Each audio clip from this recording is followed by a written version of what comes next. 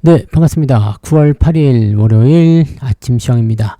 자, 다우지수, 나스닥, S&P 500 모두 지난 주말에 좀 떨어지는 모습이 좀 있었죠.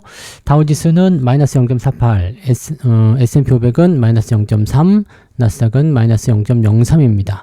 뭐 낙폭 자체는 크지 않아 보이기는 하는데 모두 다 상승 출발한 이후에 떨어졌기 때문에 이 낙폭 자체가 상당히 좀 부담스럽다고 보시면 되겠습니다. 상승 출발 이후에 떨어졌죠. 그 다음에 조금씩 회복되는 모습은 좀 보였습니다만 대체적으로 장중 저점과 그렇게 크게 멀리 떨어진 모습은 아니다라고 보셔야 됩니다. 그래서 이런 하락이라면은 뭔가 이제 좀 축적에 대한 부분이 좀 있는 것 같다 좀 판단될 수는 있겠죠. 자, 유럽 증시도 다 같이 빠졌습니다. 독일, 프랑스, 영국 전부 다 후반부 들어가면서 다 빠져내려가는 모습이었고요. 그 다음에 미국장 시작되면서 주가 하락하기 시작했죠. 자, 이 부분들은 뭐 경제지표하고도 밀접한 관련이 좀 있을 것 같기도 하고요. 전반적으로 보면은 이제 그 금리 인하에 대한 그런 약발이 좀 다 떨어진 거 아니냐 이렇게 구번이 되기도 합니다. 그래서 일단은 시장의 방향이 또다시 약간 좀 혼란스러운 단계 이렇게 좀 들어가는 모습인 것 같아요.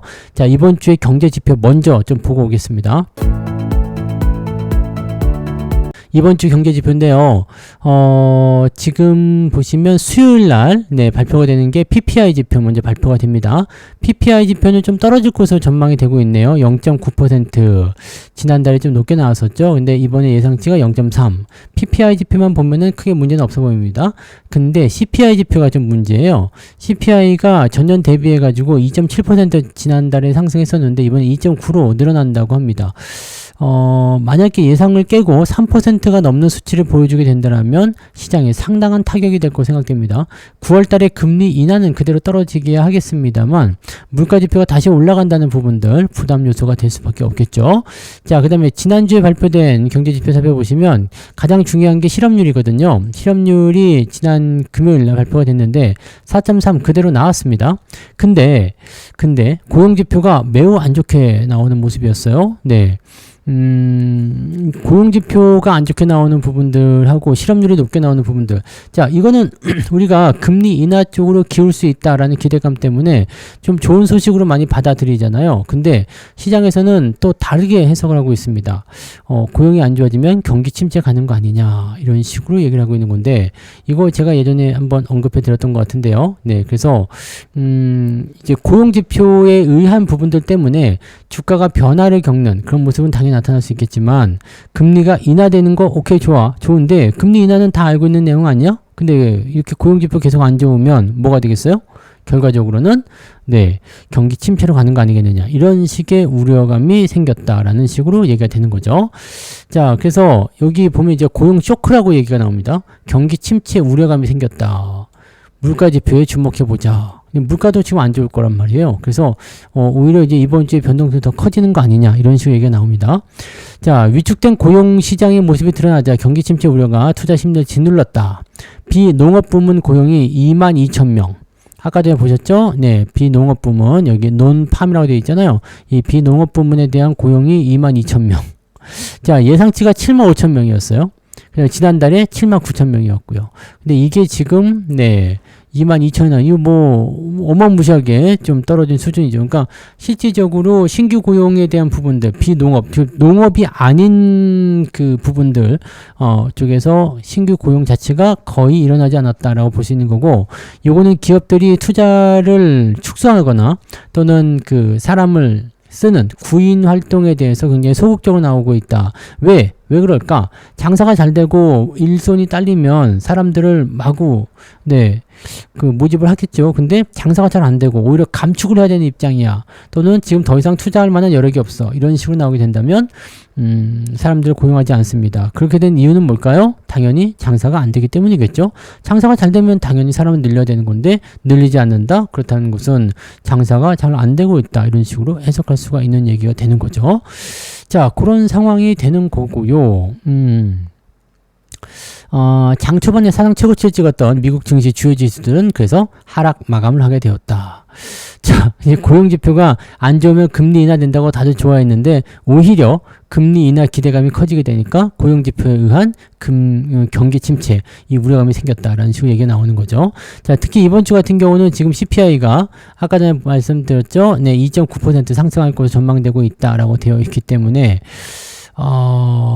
일단은 금리를 인하를 하기는 하는데 점도표가 또 잘 안 나올 수도 있다. 근데 고용이 지금 안 좋게 나오니까 금리 인하를 더 많이 할 것 아니냐 이건데 물가가 올라가게 되면 네, 안 할 수도 있다. 그러니까 이것도 되게 재밌는 게 뭐 물가도 올라가고 있고 근데 경기가 침체되고 있어. 경기가 침체되면서 물가가 올라가는 것을 우리가 스태그플레이션이라고 부르죠. 이렇게 되면 시장에 대단한 악재로 네, 작용이 되게 된다는 것을 우리가 참고할 수가 있습니다. 그래서 다음 주에 FOMC가 열리는데 이 FOMC에서 일단은 금리 인하는 되겠지만 이후에 금리 결정, 즉 이 점도표 발표가 어떻게 나올 것인지 아직도 사실은 네, 불확실하다라고 되어 있습니다. 자, 어쨌건 금리 인하가 현실화된다면 바이오라든지 AI 이런 쪽에서 우호적인 환경이 조성될 가능성은 높다. 성장주 쪽에는 일단 기대감이 나타날 수가 있습니다. 네, 그런 부분들이 있는 거고요. 또 우리는 이번 주 목요일날 만기일입니다. 네, 만기인데 9월달 만기일은 큰 만기일이거든요. 선물옵션 동시 만기이기 때문에 내마녀, 네, 쿼드러플 위칭대라고 하죠. 이렇게 되면은 변동성이 커질 수 있습니다. 그래서 특정 범위를 벗어나고자 하는 움직임들을 안 보일 수도 있고요. 재수 없으면 주가가 제법 많이 내릴 수도 있습니다. 이렇게 되어 버리게 되면 글쎄요. 뭐 일단은 또 이번 주도 변동성을 또 체크해 봐야 되겠습니다만 지금은 일단 치고 올라가려고 했었던 그런 수준의 모양새가 다시 또 떨어지면서 분위기를 좀 이상하게 만들 수도 있겠죠. 그래서 그런 부분도 좀 체크를 해봐야 될 것 같아요. 자, 일단은 9월 금리 인하 단행한 이후에 추가적으로 금리 인하를 더 할 것이냐 안 할 것이냐가 제일 중요한 부분이 될 것 같아 보이고 그것이 이제 다음 주에 점도표 발표에서 드러나게 될 거이기 때문에 그 부분까지는 일단 지켜봐야 될 것 같습니다. 자, 그리고 주요 뉴스들 이제 제가 좀 짚어봤는데요. 반도체 쪽에 대한 부분들, 이 서학개미들이 테슬라 반도체 쪽에 레버리지 베팅을 했다고 합니다. 이건 뭐냐면 테슬라하고 레버리지 반도체 쪽에서 더 많이 오를 것이다라고 생각되는 부분들이 있다는 얘기가 되는 거죠. 그래서 지금 한국 예탁결제원에 따르면 순매수 1위는 디렉시온 데일리 반도체 3배 레버리지 이쪽으로 무려 5,697억 원이 몰렸다라고 합니다. 그다음에 테슬라 같은 경우는 8,900만 달러. 네, 그다음에 테슬라 2배 레버리지 7,800만 달러. 네, 그 다음에 테크놀로지 쪽에 4,900만 달러. 와, 돈이 많아요. 네, 돈이 많아. 그래서 이런 쪽으로 지금 진행이 된 거라고 되어 있는 부분입니다. 그래서 AI와 반도체, 테슬라를 중심으로 한 성장 기대 포인트로 매수가 많이 들어와 있다라고 되어 있습니다. 미국 증시 전망도 역시 실적 양호하고 하반기에는 실적 전망치가 또 상향 조정이 되고 있고 또 AI 쪽에 지금 계속해서 투자가 나오고 있는 모습이 있어서 거기에 대한 기대감이 좀 있다라는 식으로 얘기가 나오고 있는 것 같은데 요거로 이제 볼만한 부분은 뭐였냐면 엔비디아 2.7% 급락이죠. 네. 그 다음에 반도체 지수가 1.6% 상승했어요. 엔비디아가 떨어지면은 반도체 지수는 올라가는 게 이상한데요. 네. AMD도 빠졌습니다. 네. 엔비디아, AMD 빠졌어요. 근데 반도체 지수는 올라갔어요. 뭐지? 네. 이렇게 되는 거죠. 그래서 엔비디아가 2.7% 급락했고요. 경쟁 업체 브로드컴이 10% 가격에 폭등을 했다. 이게 중요한 겁니다. 브로드컴이 이제 새롭게 치고 들어오게 되면서 기대감을 크게 늘려가는 모습이 좀 나타났습니다. 이 이유는 새로운 고객이 브로드컴에게 주문을 냈다. 즉 탈 엔비디아를 좀 벗어나려고 하는 움직임이 나타나기 시작했다라는 것이 되는 거죠. 네. 오픈 AI라고 알려졌습니다. 네. 오픈 AI와 인공지능 전용 칩을 개발할 것이다 라고 얘기가 되었습니다. 그래서 엔비디아의 강력한 대체제로 급부상한다 라고 얘기가 되어 있는 부분이죠. 브로드컴이 이제 치고 올라가게 되면 삼성전자나 하이닉스, 이 HBM에 대한 기대치가 또 높아질 수가 있습니다. 네, 그런 부분이고 브로드컴이 오픈 AI와 협력, 맞춤형 칩을 만드는 것은 엔비디아에게는 정말로 큰 위협이 될 수도 있는 내용이다. 그래서 브로드컴의 점유율이 계속 늘어날 수 있다. 자, 예전에 제가 말씀드린 적이 있었던 것 같은데요. 엔비디아를 사지 말고 브로드컴을 사야 한다. 아시죠? 네, 기억나시죠? 그래서 AI 쪽을 이제 보면은 뭔가 흐름이 좀 바뀌는 듯한 느낌이 좀 있죠. 좀 뭔가 포지션이 좀 바뀐다거나 시장 분위기가 좀 바뀐다거나. 하이닉스 같은 경우도 마찬가지예요. 뭐 계속 갈 거다라고 생각하시는 분들도 많이 계시겠지만 뭐 하이닉스가 떨어질 거라고 일단은 아직까지는 생각할 필요는 없습니다만 요것도 조금 고민을 해봐야 될 내용이라고 좀 판단하셔야 됩니다. 하이닉스의 이런 시장 성장률이 약간 정체기로 좀 들어갈 수 있거나 엔비디아 쪽의 영향력이 좀 약해지게 된다면 물론 빅테크 쪽으로 뚫고 넘어가는 모습도 같이 생기겠죠. 하지만 삼성전자가 치고 들어가는 모습도 굉장히 커질 거예요. 그러면은 점유율이 크게 벌어졌다가 다시 다시 좁혀지는 그런 형태로 가게 된다면 약간 애매한 모습이 나오지 않겠느냐라는 식으로 될 것 같긴 합니다. 아무튼 그렇게 보여지면 되고요. AMD도 급락했어요. AMD가 6.58% 급락을 해버렸습니다. 그래서 엔비디아, AMD 둘 다 영향력이 약해질 것이다. 대신에 브로드컴이 치고 올라갈 것이다.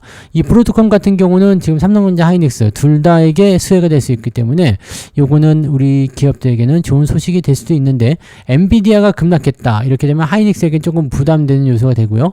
AMD가 급락했다 는 것은 삼성전자에도 급락 요소가 될 수 있어서 네 뭐가 좋은 거냐라고 판단하기가 참 애매한 그런 내용이 좀 될 것 같아요. 근데 반도체 지수가 올라왔기 때문에 아마 장비 부품 쪽이거나 이쪽 소부장 쪽은 움직임이 좀 좋을 수도 있지 않을까 생각이 들고요. TSMC 급등했죠. 인텔 급등했죠. 급등은 아니지만 상승했죠. 마벨 그 다음에 마이크론 같은 경우 마이크론은 5.76% 상승했습니다. 그러니까 HBM 수요는 크게 늘어날 것이다 라고 전망이 되어 있기 때문에 삼성과 하이닉스 같은 경우도 충분히 가능성이 있을 것 같다 보여지긴 합니다. 이쪽 한 번 더 볼까요? 시간에서 5% 급등했던 브로드컴이 정규장에서 10% 폭등했다. 자, 정통한 소식통을 인용해서 보면 오픈 AI가 자체 수요를 충족시키기 위해서 브로드컴과 협력, 자체 칩을 생산할 계획이라고 보도했다. 요즘에 오픈 AI가 많이 밀렸죠. 네. AI 시장에서 물론 여전히 챗 GPT가 떠오르는 건 아니죠. 이제 시장의 장악력을 굉장히 크게 가고 있지만 실제로 좀 이제 후발주자들에게 많이 위협을 받고 있는 상태이기는 합니다. 그래서 이런 부분들이 이제 오픈 AI를 좀 자극했을 것이다 생각되고요. 얘네들이 좀 잘 되기 위해서 이제 또 뭔가 새로운 그런 부분들 준비하는 거 아니냐 이런 얘기가 나오기도 합니다. 자, 공동 설계에서 생산한 칩을 외부 판매용이 아닌 내부 용도로 사용할 계획이다. 이것은 챗 GPT-5 등 새로운 최신 모델의 학습과 운영에 필요한 컴퓨팅 수요 폭증에 대비하기 위한 것이다 라고 얘기를 해주는 모습이네요. 그래서 시간에서 5%밖에 안 올랐지만 정규장에서는 10% 가까이 폭등하는 모습이 일어났다. 엔비디아를 뒤흔드는 브로드컴 요게 이제 핵심 요소가 좀 될 것 같아요. 자, 그 다음에 테슬라도 한번 볼게요. 테슬라도 상승을 했어요. 3.6% 상승. 루시드는 무려 13.9%나 올랐습니다. 전기차가 일제히 올라갔는데 고용시장의 급격한 둔화에 따른 경기 침체 우려로 일제히 시장이 하락했지만 전기차는 일제히 급등했다. 왜 그랬을까요? 네. 테슬라 이사회는 머스크에게 향후 10년간 모두 1조 달러 규모의 보상안을 제시했고 일론 머스크가 좀 제대로 하면 좋겠는데 그죠? 네. 테슬라 전체 주식의 최대 12% 받을 수 있다. 돈으로 유혹하는 것 같아요. 야, 돈 줄 테니까 경영에 좀 전념해주면 안 되겠니? 네가 하니까 잘할 수 있을 것 같은데 이런 얘기들 하는 것 같죠? 네. 시가총액이 8.5조 달러에 도달한다면 네, 머스크에게 주어질 주식은 약 1조 달러가 된다. 이렇게 되는 거고요. 머스크에게 지급된 558억 달러 규모의 보상 패키지가 무효 판결을 받은 이후에 완전히 새롭게 제한된 것이다. 558억 달러하고 비교가 안 되는 거예요. 1조 달러면은요, 얼마가 되는 겁니까? 1조면은 곱하기 1,300원만 해도 1,300조가 되는 거죠? 네. 1,300조입니까? 그렇게 해야 되는 건가요?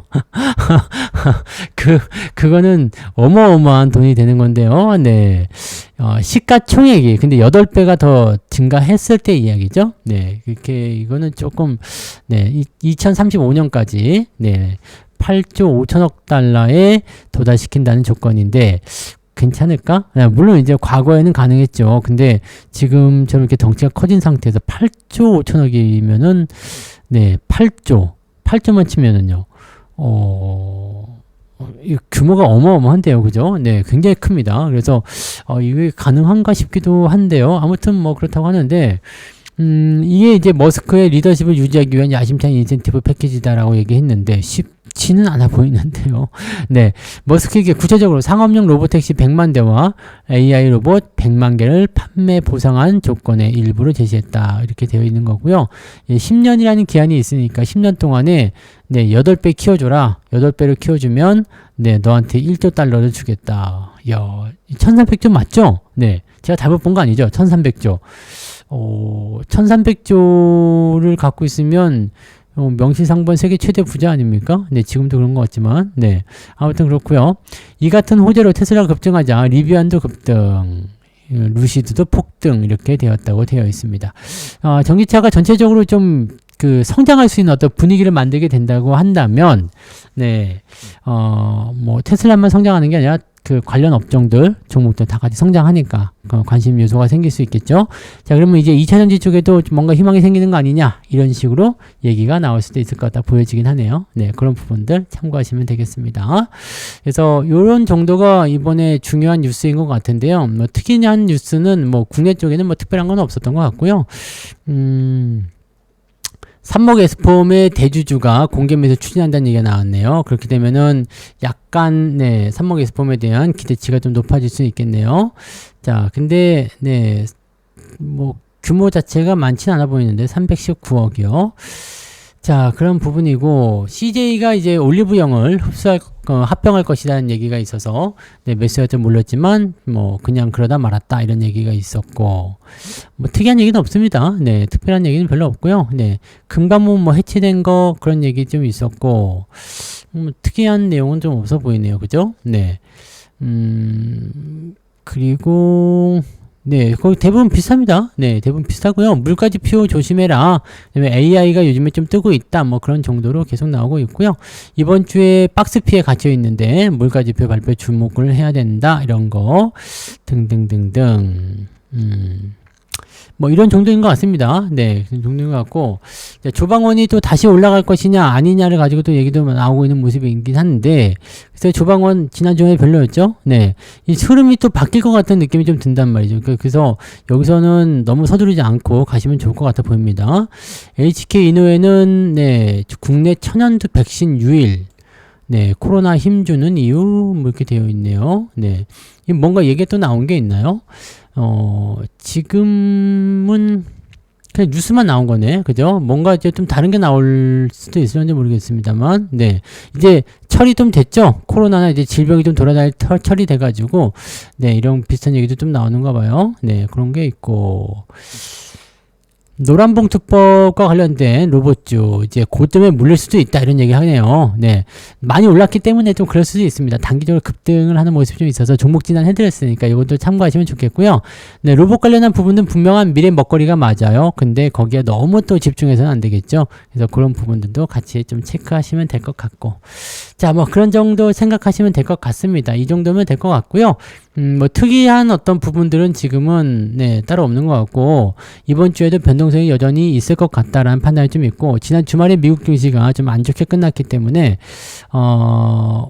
오늘 증시 상황은 그렇게까지 훌륭해 보이진 않습니다. 다만 이제 금리 인하 기대감이 높아졌기 때문에 바이오라든지 또는 아까 전에 보셨던 대로 네, 전기차 관련한 종목군들이 좀 올라간다거나 또는 반도체 쪽이 상승한다거나 이렇게 된다면 네, 주가 상황은 나쁘지 않겠죠? 네, 걔네들이 시총 상위 쪽에 많이 있기 때문에 주가 상황도 나쁘지 않을 수 있습니다. 그래서 주가가 크게 뭐 내릴 만한 이유는 아직까지는 나타나지 않죠. 그래서 뭐 크게 부담 요소는 없는 것 같고 대신에 또 크게 올라갈 만한 요소도 아직까지는 별로 없는 것 같아요. 그래서 경계심이 좀 있는 형태에서 수급에 의한 주가 변동성이 나타날 것 같다. 그 정도로 체크하시는 것이 맞을 것 같아 보입니다.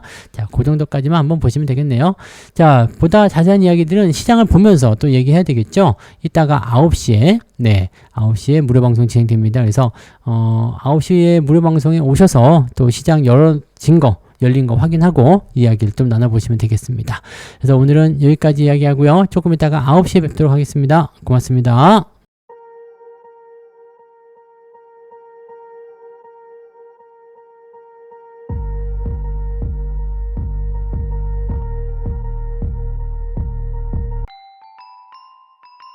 본 방송에서 제공되는 모든 정보는 투자 판단의 참고 자료이며 투자의 최종 책임은 본 방송을 이용하는 본인에게 있습니다.